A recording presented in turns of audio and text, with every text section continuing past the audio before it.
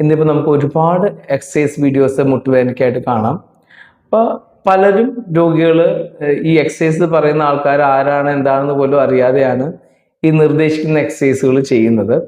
എപ്പോഴും എക്സസൈസ് ചെയ്യുന്നതിന് മുമ്പ് രോഗികൾ ശ്രദ്ധിക്കേണ്ട ഒരു പ്രധാന കാര്യം, ഈ എക്സസൈസ് തങ്ങൾക്ക് എനിക്ക് ചെയ്യാൻ പാടുണ്ടോ എന്നുള്ളത് ആദ്യം മനസ്സിലാക്കണം.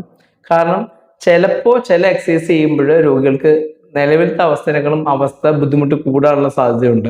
അതിന്റെ കാരണം വേറൊന്നുമല്ല, നിർദ്ദേശിക്കപ്പെടുന്ന എക്സസൈസ് രോഗിക്ക് ചെയ്യാൻ സാധിക്കുമോ ഇല്ലയോ എന്നുള്ളത് നിങ്ങളുടെ പരിചയത്തിലുള്ള അല്ലെങ്കിൽ നിങ്ങളുടെ അടുത്തുള്ള ഏതെങ്കിലും ഒരു ഫിസിയോതെറാപ്പിസ്റ്റിന്റെ അടുത്ത് പോയി ചോദിച്ച് മനസ്സിലാക്കിയതിന് ശേഷം മാത്രം ചെയ്യാൻ ആരംഭിക്കുക.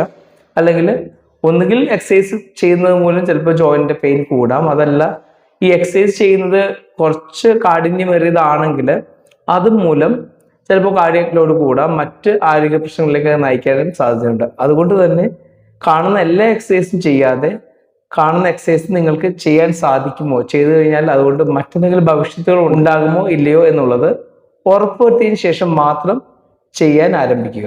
ഇത് നിങ്ങളുടെ പരിചയക്കാർക്കും ഷെയർ ചെയ്യുക.